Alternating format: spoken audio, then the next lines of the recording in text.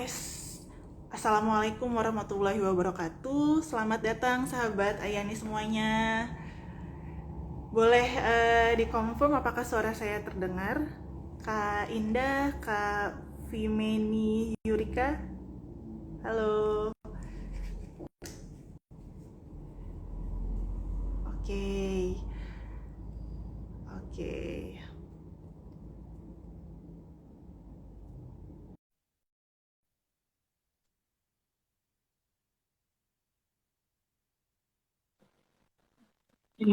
Oke. Alhamdulillah bisa terkoneksi ya, dokter. Ya, alhamdulillah. Iya, iya. Tadi ada beberapa gangguan, tapi alhamdulillah kita sudah bisa lancar live hari ini. Iya. Apa Oke. kabar, Dokter Anggun? Alhamdulillah baik, sehat gitu. Mm-mm. Alhamdulillah. Sedang di mana, Dok? Lagi di Sijunjung saya kebetulan kan karena emang weekend saya di Sijunjung, jadi hari ini sampai hari Minggu saya di Sijunjung, Senin baru kembali ke Padang. Biar bisa Padangnya. Jadi, biar bisa melayani ibu-ibu di Ayani nanti dari Senin ya. benar sekali. Iya, Oke, aku buka dulu ya, Dokter. iya, oke. Baik. Assalamualaikum warahmatullahi wabarakatuh. Halo semuanya, Waalaikumsalam. sahabat Ayani. Mm-mm. Selamat pagi, Dokter Anggun. Pagi. Ya, jadi Mm-mm. hari ini pagi ini kita akan mengadakan IG Live Ayani Talks yang rutin Oke. kita lakukan. Mm-mm. Dan untuk tema hari ini sesuai dengan yang ada di poster, yaitu terkait dengan gangguan haid dan solusinya. Ya, Ini sangat familiar ya dokter ya, ya. tema ini. Karena kalau kita lihat hampir, yang khususnya untuk kaum hawa ya, hampir Mm-mm. semua umur dari usia udah balik ya, Mm-mm. pertama kali menstruasi sampai udah mau menopause pun ini juga merupakan hal yang perlu dipahami nih, Iya, apalagi untuk kaum hawa iya, dan juga mungkin kaum Adam, kaum Adam juga perlu tahu ya dok ya, karena kan iya. biasanya kalau udah kaum hawa nih ada gangguan dikit, yang paling harus mengerti itu adalah kaum Adam nih dok. Iya, karena kan Ya, menstruasi itu hal bukan penyakit ya, hal lumrah setiap hari yang emang emang jadwal tiap wanita datang, yang emang datang tiap bulan. Jadi kita harus tahu kapan dia itu sudah mengalami gangguan, apa itu masih normal. Itu wajib tahu, nggak hanya perempuan aja, yang laki-laki pun harus tahu. Jadi dia juga bisa mengingatkan istrinya kalau emang ada rasanya udah bermasalah nih, rasanya udah nggak wajar nih, itu tetap harus jadi biar sharing sekalian gitu ya. betul sekali. Mhm. Jadi ini apa namanya, channelnya untuk semua Untuk gender ya dok. semua gender, tentang menstruasi yang Oke. dialami perempuan, bukan hanya perempuan aja yang ini, soalnya kan akan berpengaruh juga kalau istrinya ada gangguan siklus head, otomatis akan berpengaruh juga ke hubungan suami istri, nanti ke fluktuasi emosi ibunya karena gangguan gangguan headnya gitu. Baik. Wah, ini Oke. bakalan seru banget nih buat sahabat Ayani semuanya. Mhm. Apa namanya, pantengin sampai akhir karena nanti di akhir juga boleh ada sesi tanya jawab ya dok ya. Iya, Boleh kalau misalnya ada yang belum paham boleh ditanyakan. Terus boleh. kalau misalnya tahu nih jadwal konsultasi dokter Anggun kapan, nanti kita spoiler ya. Oke, Insya Allah tadi sip. dokter udah sebutin di awal, Senin sampai Jumat ada nih di Padang, di Ayani, lalu Mhm. Sabtu sama Minggunya ada di luar kota. Iya, Gitu. oke. Oke, kita mulai ya dok ya. Oke, siap. Ini udah pada penasaran semuanya nih. Nah, mungkin pertanyaan paling dasar dulu nih dok. Sebenarnya apa sih dok? Kalau head mungkin orang udah tahu ya head itu apa. Tapi gangguan head itu maksudnya seperti apa sih dok? Gangguan head itu kita tetap mulai dari dasarnya, dari headnya sendiri. Head sendiri itu adalah keluar darahnya dari rahim yang sesuai dengan siklus yang berhubungan dengan peluruhan dari dinding rahim atau dinding endometrium kita sebutnya. Dinding rahim itu sendiri dia mengalami siklus yang teratur biasanya dengan biasanya jaraknya antara 28 plus minus 7. Jadi kita bisa menganggap normal apabila siklus itu antara 21 hari sampai 35 hari. Itu yang pertama. Yang kedua, ketika saat menstruasi itu juga ada waktunya. Peneluruhan dinding rahim itu biasanya membutuhkan waktu antara 3-4 hari sampai maksimal sekitar 10 hari. Jadi selama headnya masih di dalam range itu dengan siklusnya hanya dari jarak 21 minimalnya paling lamanya 35 hari, dan untuk lamanya menstruasi itu sekitar 3 sampai 10 hari, itu kita masih nganggap normal. Kapan disebut gangguan head? Apabila dia sudah di luar siklus itu, berarti lebih cepat, kurang dari 21 hari, lebih lama, lebih dari 35 hari, terus lama frekuensi headnya lebih dari 10 hari, itu kita juga nganggap dia sudah tidak normal, ataupun disertai dengan nyeri hebat. Karena menstruasi itu emang akan ada kram atau nyeri. Namun apabila sudah menimbulkan nyeri hebat yang bisa mengganggu aktivitas, mengganggu kegiatan kita sehari-hari, berarti itu dianggap sudah tidak wajar, tidak normal. Jadi gangguan head itu di luar definisi yang saya bilang tadi, lebih lama atau lebih cepat siklusnya ya, atau frekuensinya lebih pendek atau lebih panjang frekuensinya, atau disertai dengan nyeri gitu, gangguan head Oh, ya. Jadi kalau ibu-ibu ada keluhan seperti itu, baru dilakukan pemeriksaan secepatnya ya. oke. Berarti tadi frekuensinya, lama siklusnya, serta rasa nyerinya ya dok ya. Iya. Berarti kalau misalnya ada yang 7 hari tapi dia juga kram, itu hal yang normal ya dok? Ya, kalau misalnya 7 hari dengan kram yang wajar, dengan kramnya yang masih bisa di bawah aktivitas, tidak mengganggu aktivitas, itu masih dianggap wajar, karena kram itu wajar karena dia namanya juga peluruhan dinding rahim, otomatis akan menimbulkan nyeri. Apa nyerinya sudah berlebihan yang sudah mengganggu aktivitas sampai pas ibunya tidak bisa beraktivitas normal, itu yang baru kita harus cari tahu penyebabnya apa gitu. Kalau nyeri itu memang hal yang normal, berarti para kaum Adam nih harus paham ya dok ya, harus mengerti. Ya, harus paham, ngerti kalau emang saat menstruasi itu ada peluruhan, ada sesuatu yang luka di badan ibunya, jadi kram itu wajar gitu. Jadi ibu ya kalau uring-uringan pun itu wajar sih, biasa ya. Wajar ya dok ya. Iya. Oke. Nah dok, kalau misalnya normalnya itu awal mula seorang wanita itu menstruasi itu umur berapa sih dok? Ya, kalau secara teori biasanya umur 12 tahun.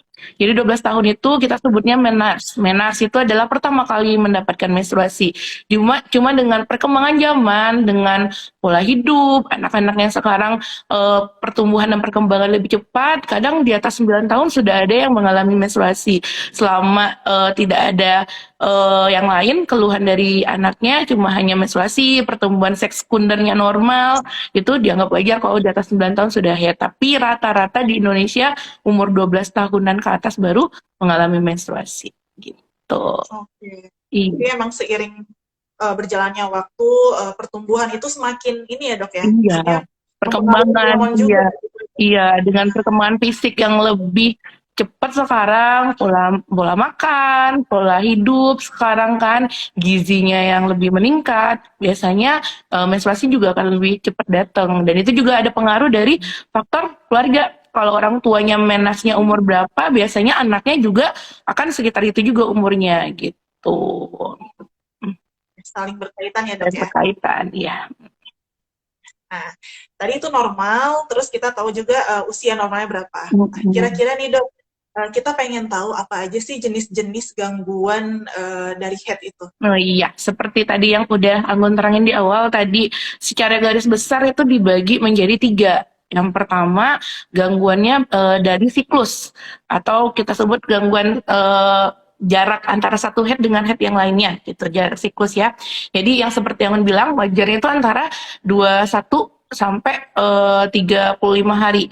Apabila headnya itu jaraknya lebih cepat daripada seharusnya, itu dianggap juga tidak wajar ya. Atau headnya itu lebih lama dibandingin seharusnya, lebih dari 35 hari, itu juga tidak wajar ya. Kalau misalnya jaraknya lebih dekat itu, biasanya kita sebutnya berarti kan lebih cepat datangnya, misalnya bisa 2 kali dalam sebulan, baru 2 minggu head, kok udah head lagi, itu udah tidak wajar karena udah kurang dari 21 hari. Itu biasanya kita sebutnya dengan polimenor, jadi lebih sering ya. Kemudian yang kedua, kalau jaraknya terlalu jauh, misalnya sekarang head bulan Januari, anggaplah gitu ya, ternyata di Februari tidak datang headnya lagi di akhir atau malah di awal Maret, berarti itu kan jaraknya terlalu jauh, sudah lebih dari 35 hari, itu kita sebutnya dengan oligomenor. Jadi dia jarak antara satu head dengan head yang lainnya itu terlalu jauh. Nah, itu gangguan di siklus ya. Kemudian ada yang kedua, gangguan di jumlah darah. jumlah darahnya ada yang dia banyak sekali, ada yang sedikit. Jadi kita patokan ganti softtek yang normal itu biasanya maksimal 4 sampai 5. Itu maksimal dalam satu kali menstruasi di dalam satu hari.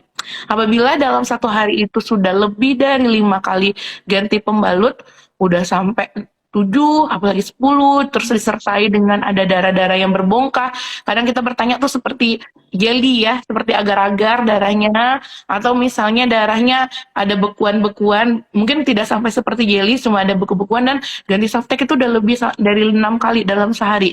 Itu juga sudah gangguan, berarti ada yang tidak wajar, karena kalau misalnya dengan banyaknya darah seperti itu, takutnya nanti akan menimbulkan anemia atau turun HB ibunya karena terlalu banyak pendarahan. Atau yang kedua malah headnya sedikit sekali.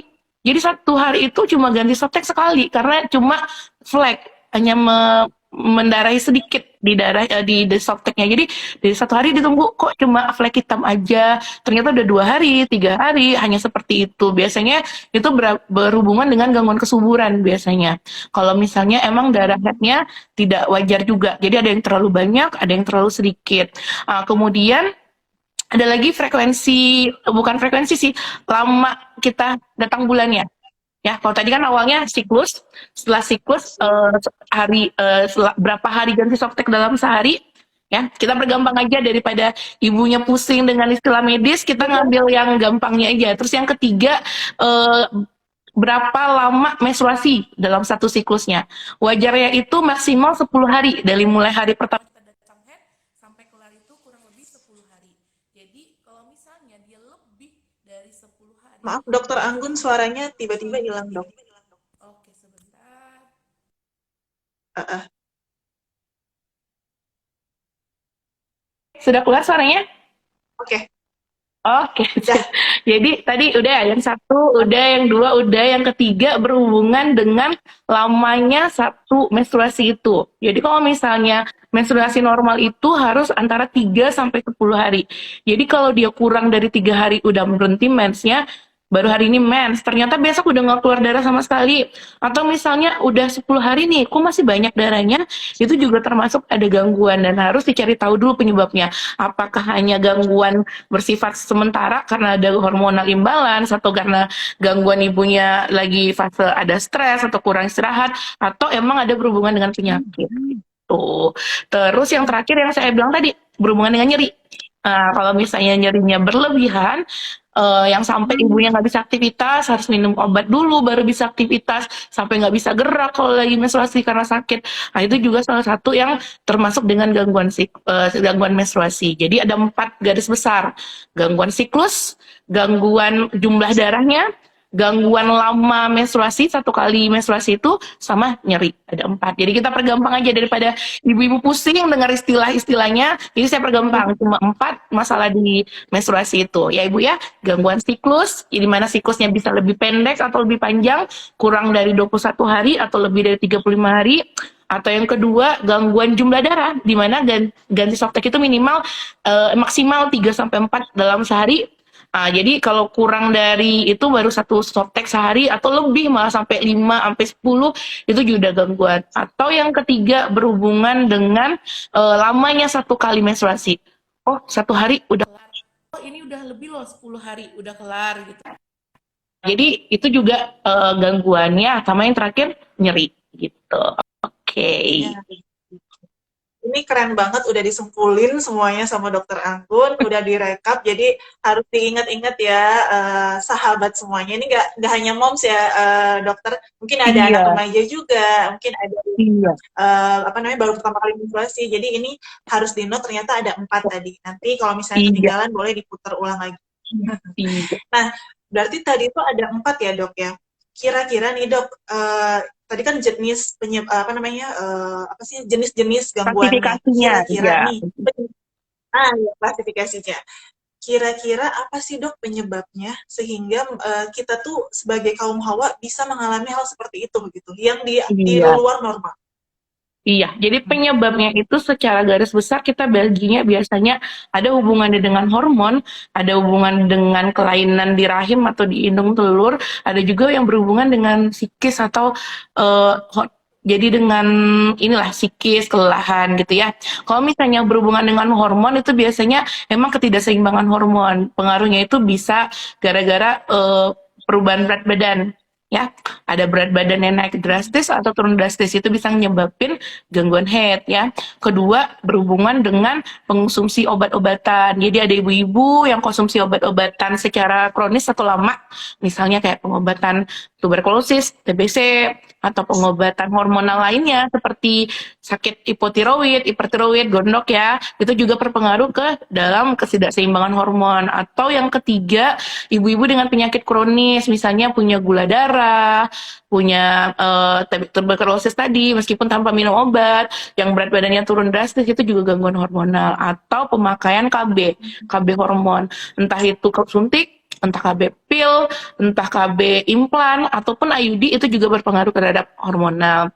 Kedua, yang paling sering juga penyebabnya adalah kelainan secara anatomi, atau kelainan yang emang ada di dalam tubuh ibunya, baik itu di rahim ataupun di indung telur. Contohnya yang paling mungkin sering didengar ibu-ibu ini mungkin miom misalnya. Pada miom itu sering terjadi jumlah head yang lebih banyak dan lebih lama satu sekali headnya, misalnya bisa lebih 10 hari, ganti softteknya lebih dari 10 kali sehari, ada yang darah yang bentuk agar-agar yang kayak jelly itu, terus atau misalnya headnya bisa datang 2 kali dalam sebulan, itu miom salah satu penyebabnya.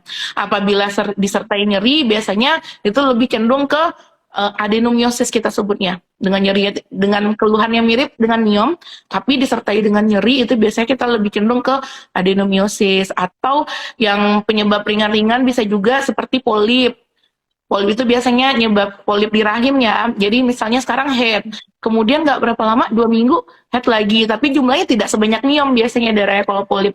Karena polip kan ukurannya lebih kecil, jadi keluar darahnya itu juga bisa 2 kali dalam sebulan atau head yang lama, tapi tidak se ekstrem miom pendarahannya. Kemudian ada lagi penyakit yang namanya PCOS, Polycystic Ovarian Syndrome, itu salah satu penyebab infertilitas yang sering atau susah dapat anak pada ibu-ibu zaman now, kalau yang saya perhatiin ya, karena itu berhubungan dengan siklus head yang tidak datang. Jadi headnya jarang-jarang, kadang headnya bulan ini, 2 bulan 3 bulan lagi nggak head gitu kan. Nah, itu yang namanya Polycystic Ovarian Syndrome, dan itu berhubungan dengan berat badan. Jadi sebenarnya secara garis besar antara hormon dengan indung telur dengan rahim itu sangat berhubungan erat, dan juga berhubungan erat dengan ini kita dengan berat badan kita dengan BMI, itu juga bisa mengganggu siklus head.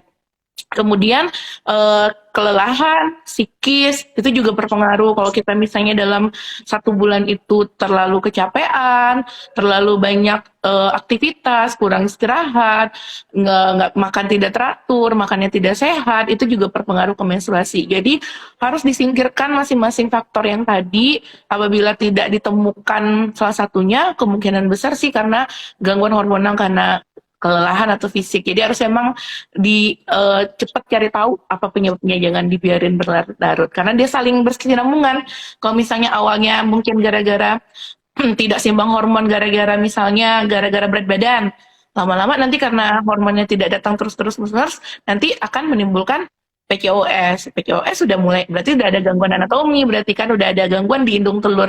Jadi udah putar-putar, kalau cewek itu emang gitu. Dia putar-putar semuanya, antara hormon dengan psikis kita, dengan kelelahan kita, tambah lagi dengan nanti ada penyakit yang timbul secara anatomi di rahim atau indung telur, itu emang seperti lingkaran. Jadi kalau salah satunya ada masalah, nanti lama-lama yang lainnya juga akan ikutan bermasalah. Seperti itu. Itu penasaran nih dok, itu ngaruh nggak sih dok dari gaya hidup?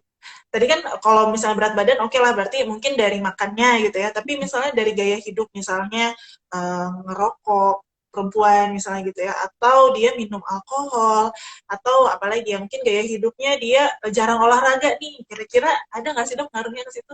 Otomatis pengaruh, karena kan bisa seperti rokok atau minum alkohol, dia kan ada zat-zat yang menyebabkan nanti gangguan ke pembuluh darah. Kita tahu sendiri menstruasi itu berhubungan dengan pembuluh darah di endometrium yang meluruh. Apabila pembuluh darahnya rusak, otomatis kan salah satu darah itu ngalir ke rahim dong. Nah, otomatis juga akan ada gangguan siklus darah ke dalam rahim. Sehingga kalau misalnya siklus darah di dalam rahimnya terganggu, otomatis siklus menstruasinya juga akan terganggu. Mungkin emang tidak langsung hari ini merokok gangguan head atau hari ini minum alkohol gangguan head, itu kan akumulasi. Dengan akumulasi zat-zat itu di dalam tubuh itu akan menyebabkan gangguan dari siklus headnya nantinya. Terus kemudian seperti jarang olahraga, kalau misalnya jarang olahraga itu biasanya berhubungan nanti dengan tetap ke obesitas atau ke BMI masa tubuh.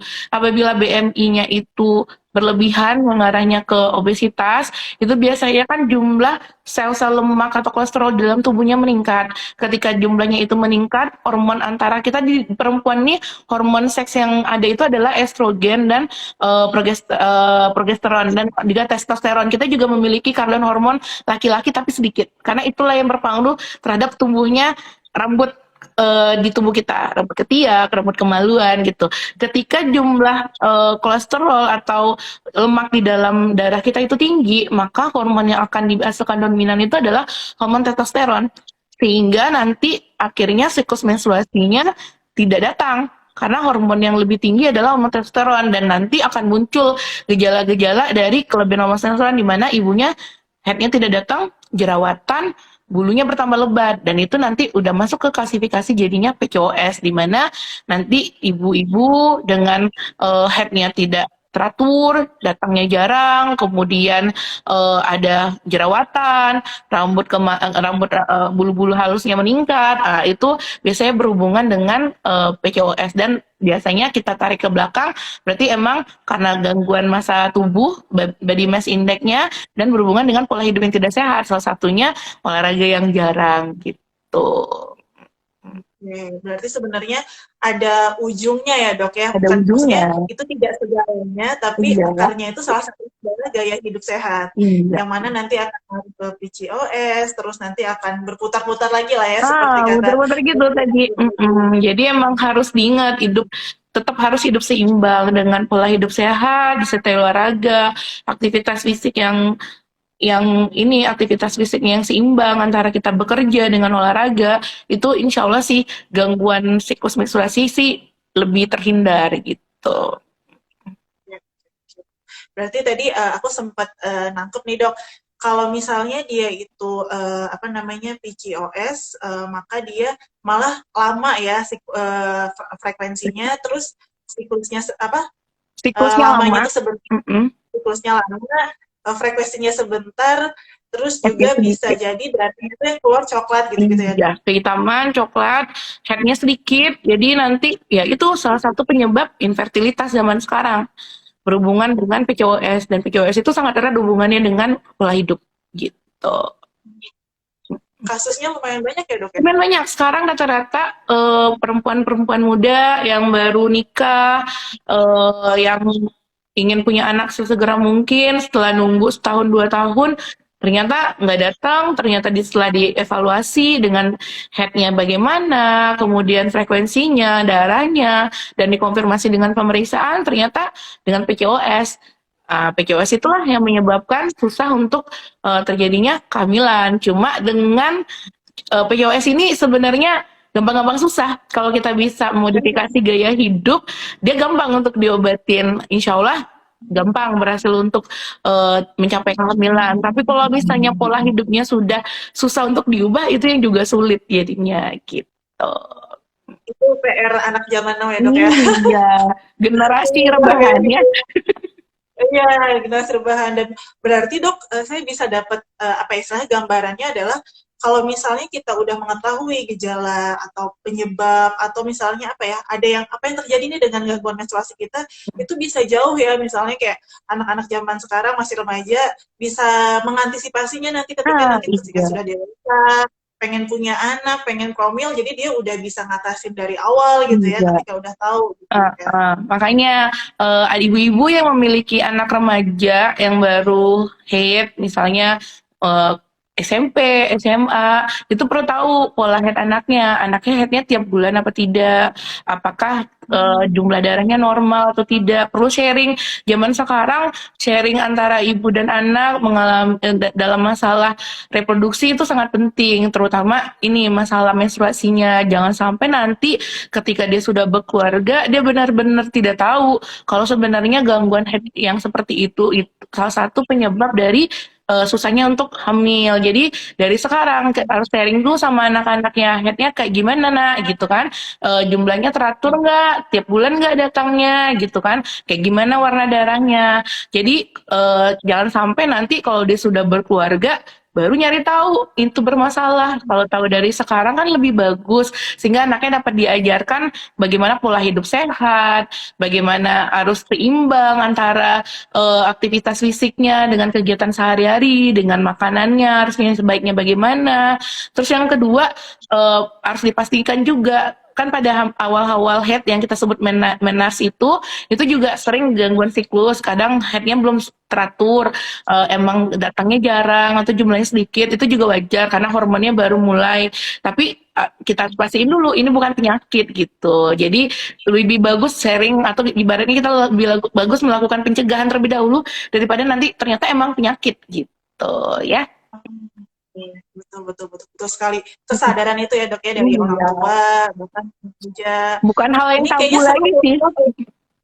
Iya, kayaknya seru kalau kita buat sesi selanjutnya ya dok ya. Iya, Kesadaran remaja terkait dengan kesehatan reproduksi. boleh. Nah, itu Iya, penting banget siap. Nih iya, dok, buat apa sahabat Ayani semuanya juga, mungkin yang masih penasaran, karena kalau IG Live kita cuma 1 jam, tapi kalau konsul mungkin bisa lebih ya dok ya? iya.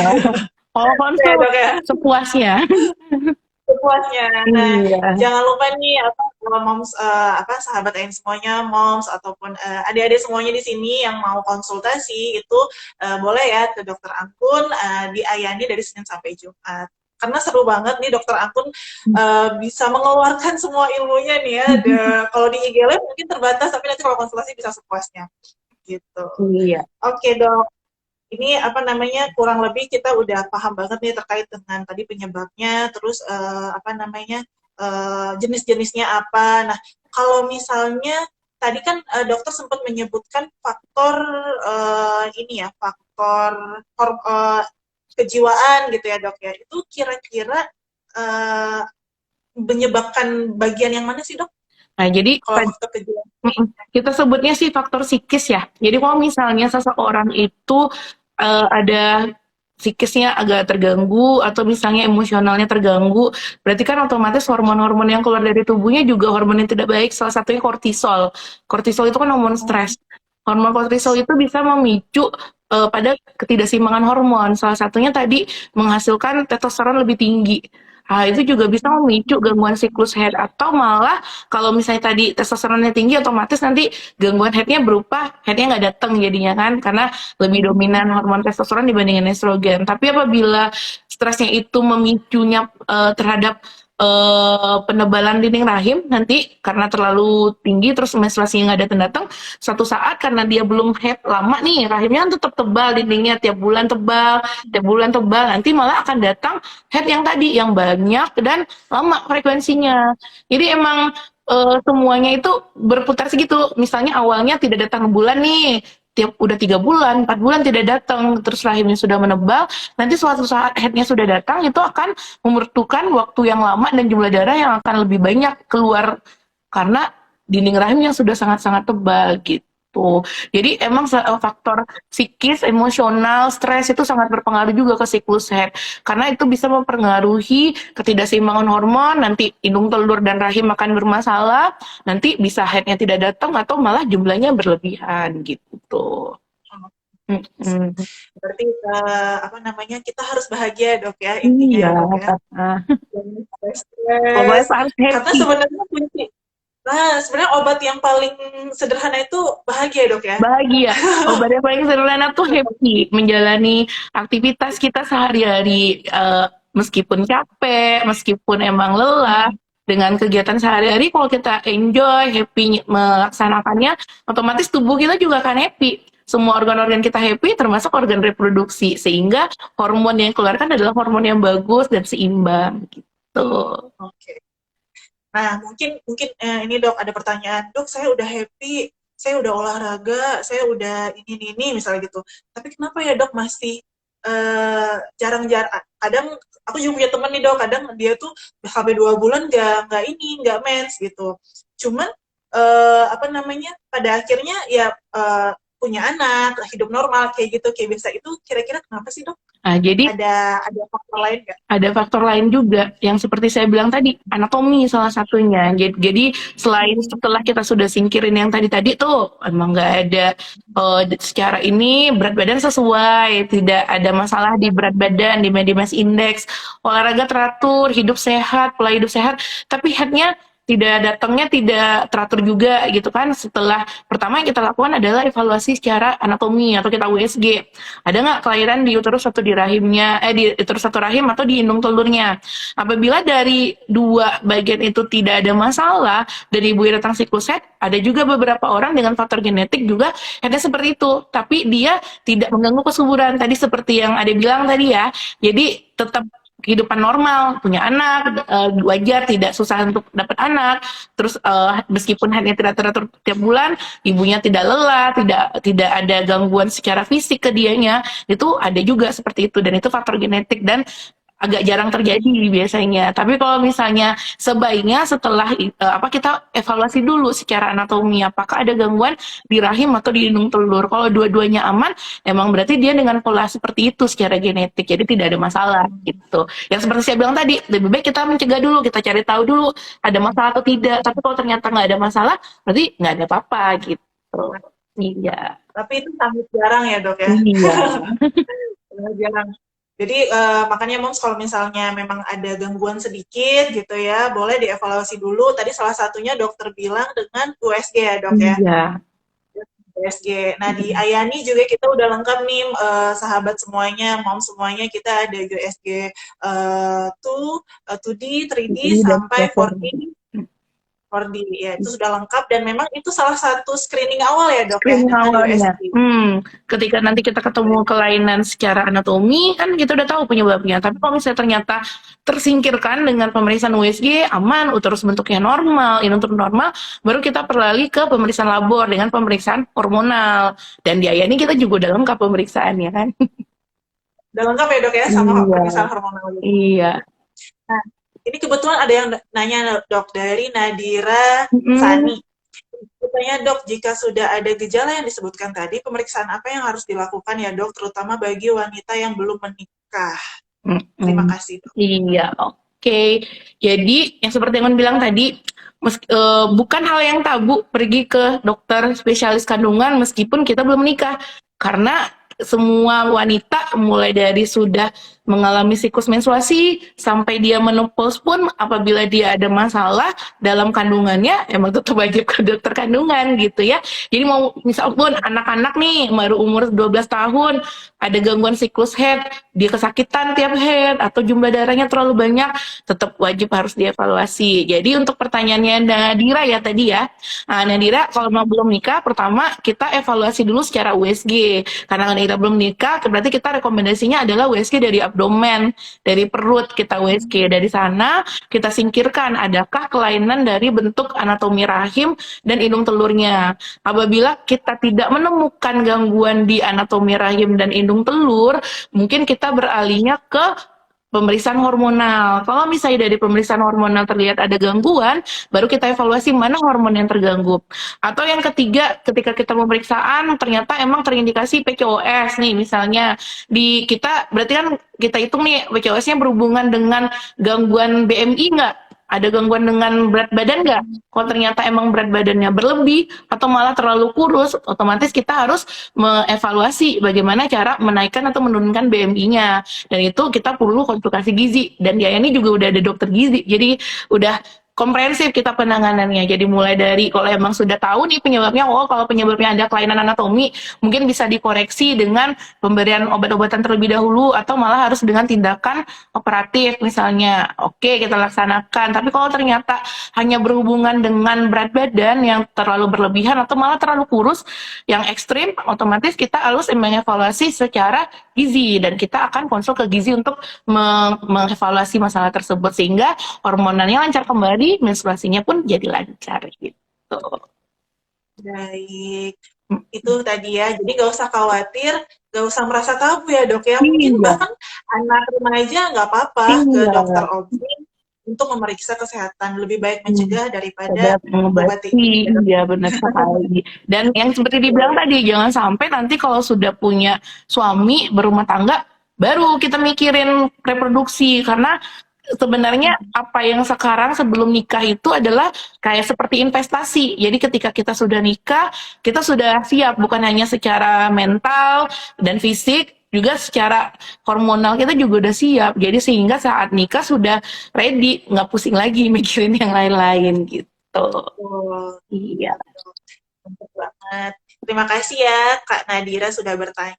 Selanjutnya nih dok, sebelum ke pertanyaan selanjutnya dari Ilva Sukma, aku pengen nanya dulu. Tadi kan dokter udah sempet sebutin kalau misalnya apa namanya anatominya yang bermasalah gitu, bukan masalah maksudnya anatominya yang kita ngecek dulu anatominya seperti apa. Terus nanti kalau misalnya ada hormon imbalance gitulah kan, terus dan lain-lain. Nah, kira-kira kalau penanganan dari segi medis dari kedokterannya seperti apa sih dok? Kalau misalnya ada pasien datang, seperti apa yang dilakukan nantinya? Ya, jadi kalau misalnya pasien datang, ketika datang kita kan anamnesis dulu dari awal, bagaimana pola siklus headnya, tiap bulan bagaimana, headnya kayak gimana konsistensinya, lamanya gimana, warna darahnya apa, terus ada disertai nyeri atau tidak, kita tanya penyakit-penyakit, ada nggak penyakit kronik yang dia miliki atau dia mengkonsumsi obat yang sudah lama. Setelah itu kita screening awal, kemudian kita lanjut ke tahapan pemeriksaan fisik, di mana awalnya kita meraba, mungkin kalau pasiennya sensitif atau emang ada sesuatu yang membengkak di perut, otomatis dia akan ada keluhan membengkak di perut, kalau seperti miom atau kista kan, atau kalau misalnya ukurannya kecil, nanti kita coba raba apakah ada pembengkakan di bagian bawah perut, entah itu di rahim atau di indung telur, ada rasa nyeri nggak ketika ditekan, kemudian setelah lanjutkan pemeriksaan fisik, kita juga hitung tadi BMI-nya, kita ukur tinggi dan berat badannya berapa, kemudian kita masuk ke pemeriksaan USG. Dari USG, apabila masih gadis atau masih ini, kita USG dari perut secara abdomen. Dari abdomen nanti kita lihat apakah rahimnya normal, bentuk dan ukurannya. Apakah ada daging tumbuh atau seperti miom atau adenomyosis di rahimnya. Ataukah ada penebalan dinding rahim atau rahimnya terlalu kecil atau terlalu tipis dinding rahimnya. Setelah kita evaluasi ke rahim, kita masuk ke indung telur. Indung telur terlihat atau tidak? Jumlahnya bagaimana? Normal? Apakah ukurannya normal? Kalau ukurannya kecil-kecil lebih dari 10 berarti seperti yang tadi berarti mengarahnya ke PCOS. Iya, ini apa terus atau ada masalah lain, ada cairan di dalam indung telur seperti kista atau malah ada massa padat atau tumor di indung telur. Setelah itu kita evaluasi kalau ada secara kalau misalnya emang ukurannya tumornya baik di rahim atau di indung telur ukurannya besar, berarti bisa dikoreksi secara operatif. Bisa misalnya miomnya kita operasi, kita congkel. Atau misalnya di indung telur ada kista, bisa kita lakukan pengangkatan kistanya. Bukan pengangkatan indung telur ya, apabila kistanya masih ukurannya wajar, yang kita angkat tuh kista. Jadi indung telurnya masih ketinggalan. Atau misalnya ukuran kistanya masih kecil, tidak besar, kurang dari 5 cm, atau miomnya masih kurang. Mungkin misal kita usahakan dengan obat-obatan terlebih dahulu, dengan obat-obatan hormonal, atau obat-obatan yang sifatnya menekan pertumbuhan dari miom dan kistanya. Tuh, apabila ternyata secara anatomi tadi di USG tidak ketemu, maka kita masuk ke pemeriksaan hormonal imbalance. Nah, jadi kalau misalnya dari hormonnya kita lihat ada yang tinggi, ada yang rendah, tidak sesuai kadarnya, itu yang nanti kita koreksi gitu. Kalau misalnya tadi ada satu lagi kelainan anatomi, misalnya polip. Polip kan adanya di mulut rahimnya. Itu mungkin koreksinya mungkin secara kuret, berarti bukan operasi, berarti kuretase kita atau penebalan dinding rahim karena hormonnya tidak seimbang, rahimnya menebal sehingga headnya sudah lebih sampai sebulan nggak berhenti. Berarti kita koreksinya juga dengan kuret dengan membantu menipiskan dinding rahimnya gitu. Tergantung apa yang ketemu nanti. Iya. Oke. Sebenarnya ini udah menjawab pertanyaannya Ilva Sukma ya. Iya. Tadi kan Kak Ilva juga menanyakan kalau siklusnya beliau lebih dari 49 hari untuk 2 kali head, tapi selanjutnya jaraknya 49 hari itu kan di atas normal ya dok ya. Iya. Berarti kan penanganannya adalah lebih baik Kak Ilva coba cek dan evaluasi ke dokter Evaluasi. Opcin. Ya, Kalau misalnya supaya ternyata ketika pemeriksaan USG-nya sudah ketemu penyebabnya, kita nggak perlu periksa hormonal lagi, karena kan udah tahu penyebabnya secara anatomi. Entah Ilva nanti ada penebalan, atau Ilva ada gangguan di indung telur atau di rahim. Nah, kita evaluasi, kalau emang ternyata ada gangguan, kita koreksi secepatnya. Jangan sampai berlarut-larut, nanti malah jadi komplikasi yang lain. Kalau headnya terlalu lama, otomatis nanti darah yang keluar banyak, jadi anemia kan. Anemia lemes, HB-nya turun, yang harusnya nggak perlu tambah darah jadi tambah darah, jadi gitu. siap. Dok, ini ada pertanyaan lagi nih. Wah, lumayan antusias ya sahabat semua di sini. Dari Risa Latifa, pertanyaannya adalah, dok, kalau misalnya haidnya itu pada saat mau selesai yang keluar coklat aja, tapi malah nyerinya makin kuat. Kenapa ya dok? Iya, jadi seperti yang Anggun bilang tadi, head itu kita juga memperhatikan warnanya.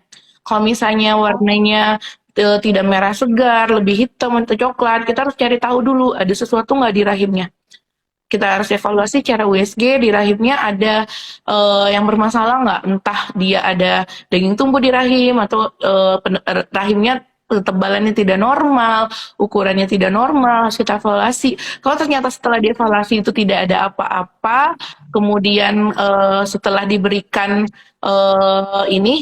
terapi yang misalnya untuk anti nyeri dan lain-lain itu berkurang, itu tidak ada masalah. Tapi kalau misalnya ternyata secara pemeriksaan ditemukan ada sesuatu di rahim, habis itu baru kita koreksi apa penyebabnya dan apa koreksinya nanti sesuai hasil yang ditemukan gitu. Jadi apa tadi namanya, Ilva ya?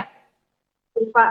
Iya, kita harus evaluasi dulu deh. Jadi kita harus lihat dulu ada masalah nggak di rahimnya. Jadi emang harus diperiksa. Pemeriksaan utamanya adalah USG, karena kan dari USG itu kita bisa melihat rahim secara langsung apakah di rahim itu ada masalah atau tidak. Emang standar diagnosisnya selain kita melakukan anamnesis atau tanya jawab ya, menyingkirkan beberapa faktor risiko dan kemungkinan, diagnosis utamanya adalah dengan kita lakukan USG, karena kita harus tahu rahim dan indung telur kita dalam keadaan prima atau tidak, ada gangguan, entah ada pembesaran atau malah ukurannya kecil, ada daging tumbuh kah di rahim, ada kista kah di indung telur, itu harus wajib kita singkirkan terlebih dahulu, baru kita bisa tahu penyebabnya kenapa saat akhir menstruasi ada nyeri dan warna headnya jadi berubah gitu.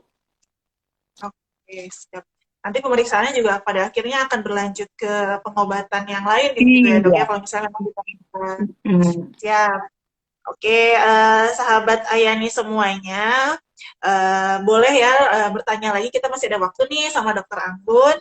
Nah, tapi aku pengen ini sih dok, ada nggak sih dok cara selain dengan medis mengatasi kram yang kalau misalnya kita kan head, oke, mungkin kita normal semuanya, tapi tetap kram itu mengganggu. Kira-kira ada tips nggak sih dari dokter mengatasinya gimana? Apakah pernah dengar nih dok, minum paracetamol gitu, itu sebenarnya ngaruh nggak sih? Nah, hal-hal kayak gitu tuh kira-kira gimana dok? Oke, sip. Jadi kram pada saat menstruasi yang tadi Anggun bilang tadi wajar, karena kan itu terjadi peluruhan dari dinding rahim, kemudian rahimnya berkontraksi untuk mengeluarkan darah.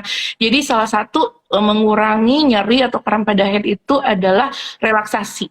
Jadi kita rilis energi-energi kita misalnya dengan meditasi, dengan yoga, atau dengan mengatur pernafasan, menarik pernafasan pelan-pelan, menghembus nafasnya pelan-pelan, itu juga membantu untuk mengurangi kram atau nyeri pada otot. Sebenarnya itu di bagian bawah kan, otot bagian bawah dan di dalam rahimnya.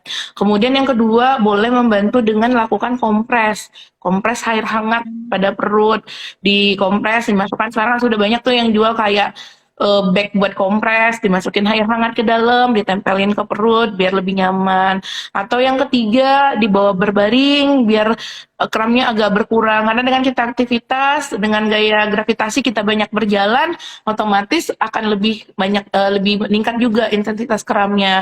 Jadi bawa berbaring, bawa rileks. Atau yang keempat, dialihkan dengan aktivitas atau hobi yang kita sukai. Misalnya bercocok tanam gitu kan, atau dengerin musik, nonton TV, juga bisa mengalihkan supaya tidak fokus terhadap kramnya. Atau pilihan terakhir, boleh meminum anti nyeri seperti paracetamol, karena itu aman kok, tidak akan berpengaruh ke rahim, tidak akan menyebabkan rahimnya kenapa-napa, karena dia tidak ada berhubungan dengan rahim secara langsung. Obat itu hanya menghilangkan rasa nyeri, dan pusat rasa nyeri itu kan di otak, jadi hanya untuk menghilangkan itu aja, tidak akan berpengaruh terhadap rahim gitu. Oh, berarti kalau yang normal-normal aja boleh ya dok, Boleh. melakukan hal-hal yang menyenangkan gitu Iya, ya, atau pergi hobi healing, pergi healing. healing. Iya. Tapi kalau misalnya lagi padat kerjaannya gitu, nggak bisa healing dok, berarti ngapain tuh dok? Nah Nonton itu drakor? relaksasi tadi yang aku bilang, tarik nafas dalam-dalam, kemudian dilepaskan, dirilis pelan-pelan gitu kan, dengan merilekskan tubuh kita, menutup mata, meditasi sebentar, insya Allah sih kramnya akan hilang. Karena tetap semua penyakit itu yang aku bilang tadi, semua semua hal itu harus dibawa happy dulu. Jadi kalau otaknya udah happy, udah tenang, stresnya rilis, otomatis organ-organ pun kerja lebih maksimal gitu. Iya, betul-betul dok. Iya, karena masa PMS udah lewat ya dok ya. Iya, Sekarang masanya mens gitu ya. Kalau udah masanya mens, iya, lebih mudah lah mengontrol emosi ya. Kalau iya, PMS udah jangan dideketin, jangan diganggu. iya, makanya. Oke, oke. Siap. Nih dok, ada pertanyaan lagi dari mungkin ini Kak Dia baru masuk ya. Pertanyaannya, apakah ada waktu terbaik untuk melakukan evaluasi gangguan menstruasi dok? Jadi untuk sebenarnya kalau gangguan menstruasi, kalau emang udah muncul gangguan menstruasinya, emang harus langsung diperiksa, tidak ada waktu terbaik. Jadi emang harus ketika menstruasi itu, oh udah lebih nih dari 10 hari, oh nyerinya hebat sekali sih, sebaiknya secepatnya untuk dilakukan pemeriksaan. Cuma pada kondisi-kondisi tertentu, misalnya bukan gangguan menstruasi ya, pada program hamil, itu sebaiknya dilakukan di hari pertama menstruasi dan di masa subur, dimulai dari ke-10 untuk mengevaluasi indung telur. Tapi kalau untuk gangguan head, tidak ada waktu terbaik. Kapanpun ibu merasa keluhan, ada gangguan, udah nggak wajar headnya, langsung pada saat itu langsung datang. Nanti biar dokternya menyingkirkan kemungkinan-kemungkinan apa yang terjadi yang mengakibatkan gangguan menstruasinya gitu. Tidak ada waktu terbaik, sama aja semuanya baik. Siap. Berarti apa namanya? Tadi kalau misalnya promil pada saat mens sama Hari hari pertama subur ya head dok dan ya? masa subur, iya.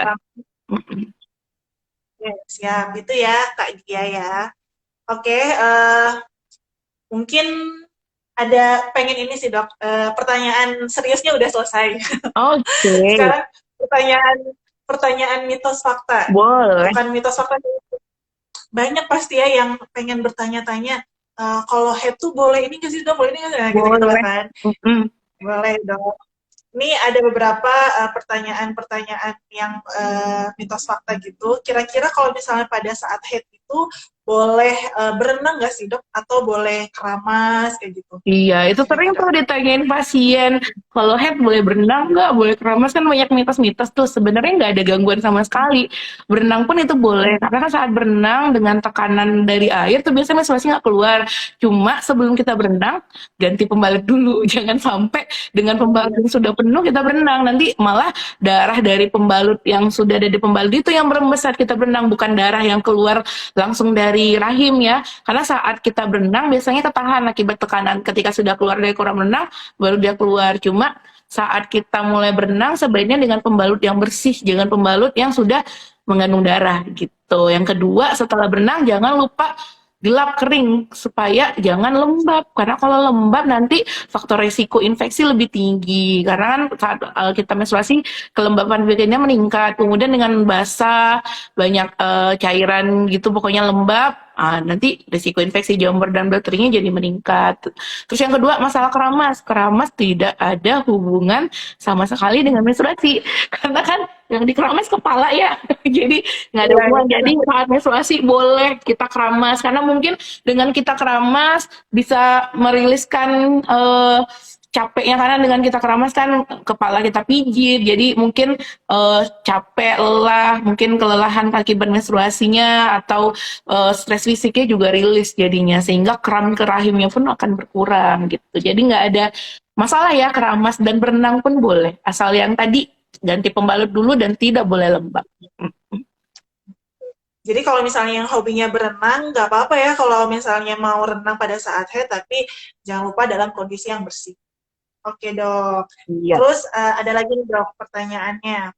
Kira-kira kalau orang haid tuh boleh nggak sih dok minum air dingin? Katanya nanti beku dok darahnya dok.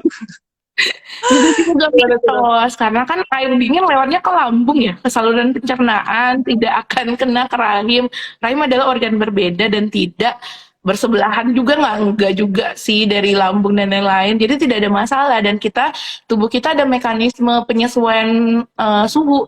Jadi ketika air dingin itu masuk ke badan kita dalam suhu dingin, badan kita kan menyesuaikannya untuk menjadi suhu yang sesuai dengan suhu tubuh. Jadi tidak ada pengaruh sama sekali terhadap menstruasi. Jadi mau minum air dingin atau minum soda, juga ada tuh mitos minum soda haid lebih banyak gitu kan. Itu nggak ada masalah, nggak ada secara signifikan, secara empiris, secara keilmuan itu menyebabkan jumlah haid lebih banyak. Jadi minum aja. Yang penting ibunya happy. Yang penting ibunya happy ya dok ya. Iya. Siap. Wah ini ada pertanyaan-pertanyaan lagi nih dok. Ini nggak apa-apa dokter, ada waktu nih dok. Iya. Cukup ya, oke.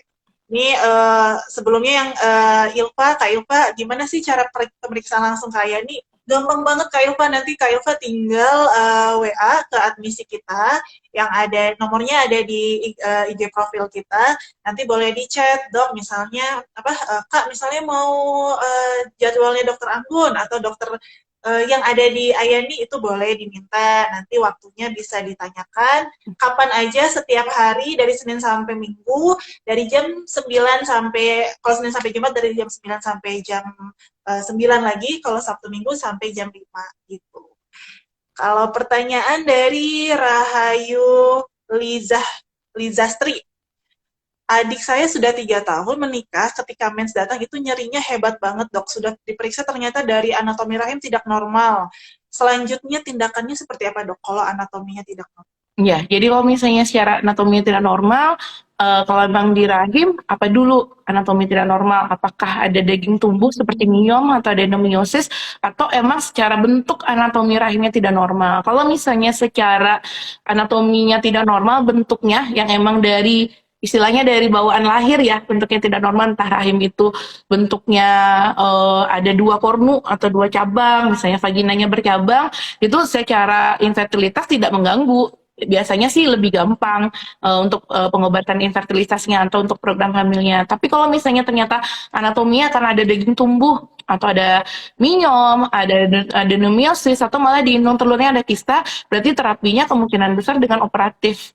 Yang penyebabnya itu, yang tumornya atau daging tumbuhnya diangkat terlebih dahulu, setelah itu baru dilanjutkan dengan program hamil. Dan kita pun di Ayani juga sudah ada dokter ini ya, fertilitas ya, dokter Fer Ya, juga. Jadi kalau seandainya pun membutuhkan penanganan subspesialis atau penanganan lebih lanjut, di Ayani pun ada gitu. ya, betul sekali dok. Ini juga ngaruh nih dok, ngaruh. Ini juga apa nyambung sama pertanyaannya Kak Danti Suryenta. Pertanyaan dari temennya sih, kalau head gak teratur selama gadis berpengaruh nggak nanti sama kesuburan setelah nikah gitu dok. Tadi sebetulnya udah kita bahas Iya. sedikit ya dok ya. Jadi kita harus Iya. menyingkirkan dulu, ini apakah gangguan hanya bersifat hormonal karena gangguan pola hidup, karena berat badan, karena BMI-nya, atau ada gangguan secara anatomi. Jadi emang harus diperiksa secara komprehensif atau menyeluruh. Ibaratnya harus kita periksa dari ujung kepala sampai kaki. Kalau penyebabnya hanya gangguan hormonal atau berat badan, gampang kita modifikasi gaya hidup dengan menyeimbangkan makanan, olahraga, insya Allah headnya akan teratur. Tapi kalau penyebabnya ada secara anatomi, entah itu emang ada yang saya bilang tadi, ada sesuatu di rahimnya yang tumbuh atau di indung telur. Yang paling sering itu kista coklat yang biasanya sering nyebabin nyeri head berlebihan ya. Nah, itu harus kita koreksi dulu, entah harus dengan tindakan operatif atau dengan obat-obatan gitu. Oh, baik, baik, baik. Siap. Hmm. Nah, ini mungkin pertanyaan terakhir dari sahabat Ayani ya, karena memang sudah sedikit sebentar lagi waktunya. Udah nggak Ini kerasa ya. dok, nah, tapi ini jadinya konsultasi hamil nih dok. Nah, iya Pernah boleh. dengar ada perut panas yang bisa bikin susah hamil. Maksudnya perut panas itu gimana ya dok? Iya, jadi kalau di kedokteran kita nggak ada mengenal perut panas ya, say. Jadi kalau kita di kandungan itu kita hanya mengenal rahimnya subur atau tidak, ini telurnya subur atau tidak. Jadi kalau di istilah rahim kering, rahim panas, secara kedokteran, secara ilmu obgyn itu tidak ada kita kenal. Kita hanya tahu ada gangguan secara anatomi atau hormon yang menyebabkan seseorang tidak subur. Dan tetap diingat, namanya program hamil itu adalah suami istri. Jadi tidak selamanya hanya istri yang bermasalah. Jadi setelah program hamil itu harus berbarengan dengan suami. Karena secara penelitian sekarang hampir 80%-nya yang banyak bermasalah itu adalah suaminya. Jadi jangan hanya fokus ke diri kita ya ibu-ibu ya. Sayangin diri sendiri. Jangan hanya sibuk memikirkan apa salah kita, ada masalah apa di kita, tetap yang namanya program hamil harus suami istri. Jangan sampai nanti fokus ngobatin istrinya aja, ternyata istrinya nggak kenapa-napa, ternyata masalahnya di suami. Jadi komitmen untuk program hamil harus dua belah pihak. Jadi suami bersedia diperiksa dan istri pun bersedia diperiksa gitu ya. Jadi nggak ada ya rahim panas, rahim kering di dalam itu yang kita tahu ada gangguan secara anatomi atau gangguan hormonal dan itu harus dievaluasi dengan pemeriksaan baik itu dari pemeriksaan secara fisik, USG maupun pemeriksaan hormon gitu. Oke. Makasih banyak Dokter Anggun, sangat clear sekali. Nanti kalau misalnya siapa tadi ya Kak sebentar. Kak Justip, Justip Murah. Nanti kalau misalnya pengen konsultasi sama Dokter Anggun boleh. Sangat menenangkan dokter. Jadi tidak hanya konsultasi terkait dengan medis ya, tapi juga kejiwaan kita. Iya. Ternyata nggak hanya perempuan loh yang bermasalah, tapi bahkan tadi penelitiannya 80% juga laki-laki bermasalah zaman sekarang. Balik lagi ya dok ke Pola hidup, zaman now, aktivitas, pola aktivitas, hidup, pola dan hidup, lain-lain. makanan, olahraga gitu. Kalau laki-laki boleh kan ya dok konsultasi berarti Boleh ke lah, dokter pasti OB? boleh. Karena aku bilang tadi, buat program hamil kita nggak fokus hanya ke perempuan, meskipun secara ini kan dokternya SPOG ya, bagian obstetrik ginekologi Ya. yang khusus untuk perempuan. Tapi kalau program hamil biasanya kita sekalian suami dan istri kita tanganin gitu. Jadi tidak ada saling menyalahkan, tidak ada saling saling mencurigai satu sama lain. Kita clearkan semuanya permasalahannya entah di pihak perempuan atau laki-laki dan kita sama-sama obatin. Yang penting mau komitmen sama-sama berobat untuk supaya dapat satu tujuannya mudah-mudahan kecapai kehamilannya gitu. Oke, siap-siap. Dan di Ayani juga nanti akan soon kita akan ada program kehamilan dengan pemeriksaan untuk pria dan Ya. juga nanti akan ada inseminasi. Jadi ditunggu aja ya sahabat Ayani semuanya untuk yang mau promil sudah bisa kita ada konsultan fertilitas juga nanti untuk metode-metodenya juga nanti akan soon segera di Ayani. Sip. Karena sudah tidak ada lagi yang bertanya, Dok, saya pengen nanya nih. Ah, betul. Pengen ngetes. Pengen ngetes sama yang sahabat-sahabat ini semuanya. Nanti yang bisa jawab akan dapat voucher sebesar 25.000 untuk Moms and Baby Spa nih. Jadi yang mau relaksasi habis headnya sakit atau habis capek kerja ini bakalan dapat voucher 25.000 Moms and Baby Spa, tapi harus bisa jawab pertanyaan yang sudah dijelaskan sama Dokter Antun tadi. Pertanyaannya adalah, apa aja sih jenis-jenis gangguan head yang tadi Dokter Anggun udah sebutin 4 jenis. Boleh deh sebutin minimal 2 deh kalau misalnya ada yang ketinggalan. Ditunggu nih jawabannya, sahabat Ayani semuanya yang bisa jawab akan kita kasih voucher. Lumayan banget loh, 25.000. Iya. Buat relaksasi biar melepaskan stres dan penat. Iya, betul. Silahkan, mau googling dulu boleh, kalau nggak denger dari awal. Mau googling dulu boleh, apa aja sih jenis-jenis dari gangguan menstruasi. Yang bertanya tadi boleh juga dijawab, kira-kira apa, kita masih menunggu ya. Seru banget dok, apa pembicaraan hari ini karena nggak apa ya istilahnya ini tuh masalah semua umat. Iya, emang masalah sehari-hari. Betul. Oke, Mm-mm. sudah adakah yang menjawab? Bentar, saya tidak kelihatan. Nggak perlu istilah medis. Kita sebutin aja jenisnya yang tadi saya bilangin. Nggak perlu istilah medis kok. Iya, betul. Nyeri lama waktu headnya dan banyak headnya dari Fusi Agusti. Terus dari Ilva gangguan siklus, gangguan seberapa banyak keluar darah. Oke. Eh, dokter pilih deh. Yang pertama muncul aja kali ya, Dek ya. Yang pertama muncul ya, oke. Iya. Karena harus adil ya dok ya. Iya, yang gercep dulu deh, yang gercep. Iya. Tapi karena Kak Ilva ini tadi aktif banget Iya nanya, nanya, boleh deh kita kasih dulu dok boleh. ya. Iya. Oke, sip. Aku screenshot dulu kepada Kak Fusi, terus Kak Ilva juga. Iya. Selamat ya, nanti akan kita kirimkan, kita DM apa namanya vouchernya. Betul sekali. Untuk penyebabnya adalah nyeri, nyeri, betul. Terus lama waktunya, uh, frekuensinya, sama banyaknya Banyak. jumlah yang keluar. Benar, tadi udah Oke, pada ngerti nih semuanya. Mm-mm. alhamdulillah. Jadi kita juga senang banget ya dok ya kita bisa memberikan ilmu, sharing, jadi banyak yang sadar nih Iya. terkait dengan kesehatan. Mm-mm.